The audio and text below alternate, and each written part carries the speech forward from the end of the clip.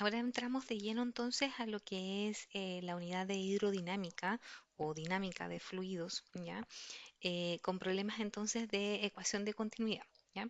Recordemos entonces que la ecuación de continuidad en el fondo lo que plantea es que el flujo másico que entra en un punto, supongamos en un punto uno, ¿ya? Va a ser igual al flujo másico del punto 2, que sería la salida en este caso. Supongamos que este vendría siendo el punto uno y este entonces es el punto 2, ¿ya?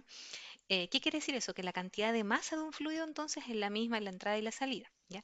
De ahí deriva entonces que el caudal en el punto uno va a ser lo mismo que el caudal en el punto 2 y por lo tanto voy a llegar a encontrar una relación que dice que la velocidad uno por el área uno va a ser igual a la velocidad 2 por el área 2, ¿ya? Me fijo entonces y el problema me dice lo siguiente. En la figura, los diámetros interiores del conducto en las secciones 1 y 2 son de 50 milímetros y 100 milímetros. Importante eso, es que son los diámetros interiores, ¿ya? Si me dieran el diámetro exterior, tendría que sacar el espesor de alguna tabla o me tendrían que dar el dato del espesor para poder restárselo, ¿ya? Y así poder calcular el diámetro interior. En la sección 1 fluye agua entonces a 70 grados Celsius con velocidad promedio de 8 metros por segundo. Determine velocidad del punto 2, flujo volumétrico, flujo másico y flujo en peso, ¿ya? Entonces voy a anotar los datos. Diámetro 1 son 50 milímetros y velocidad 1 son 8 metros sobre segundo, ¿ya? Velocidad 2 es la incógnita y el diámetro 2 vale 100 milímetros. Esa es la incógnita. Entonces, lo primero que tengo que calcular o que tengo que sacar entonces de tabla son justamente los datos del agua, ¿ya? Y entonces tienen que ir a una tabla de propiedades del agua, líquidos comunes, propiedades del agua en verdad, en el sistema inglés, perdón, en el sistema internacional y buscar entonces la temperatura a 70 grados. La densidad entonces para esa temperatura es de 978 kilogramos sobre metro cúbico, ¿ya? Y peso específico es de 9,59 kilonewton sobre metro cúbico. Y ahí tengo entonces los datos que voy a requerir. Voy a recordar que entonces caudal es velocidad por área, flujo en peso es el peso específico por el caudal y flujo másico es la densidad por el caudal. Con eso entonces tengo listo para resolver mi problema.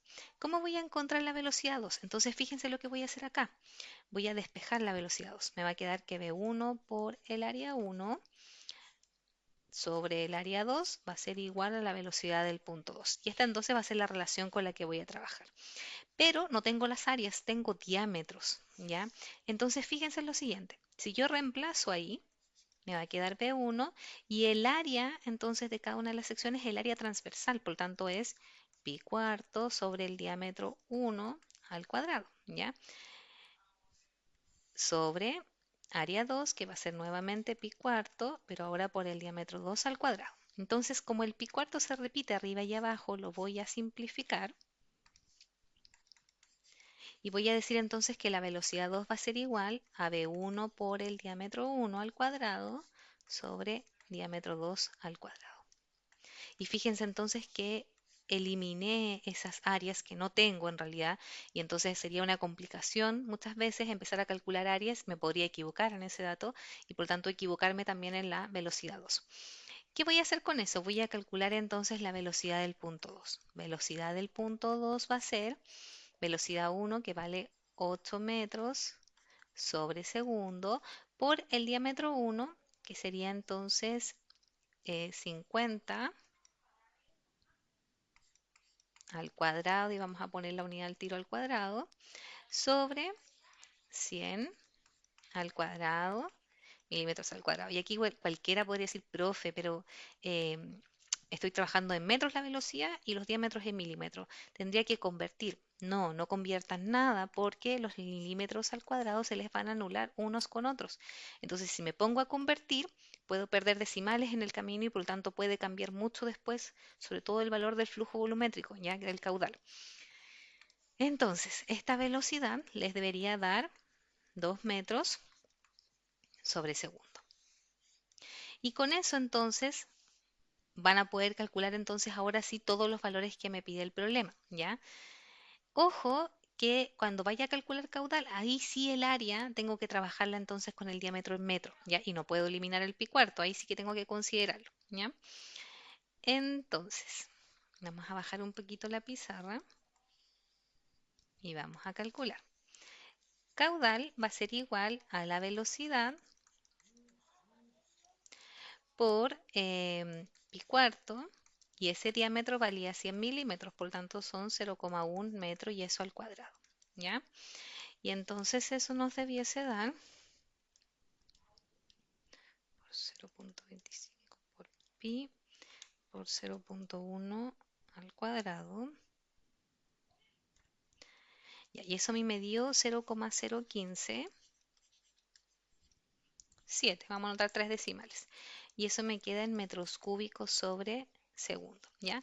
Ojo que lo más recomendable es anotar la notación científica y para eso hay que configurar las calculadoras así para poder hacerlo, ¿ya? Por ahora lo vamos a trabajar de esta forma. Flujo en peso entonces va a ser el peso específico que habíamos anotado arriba que era 9,59.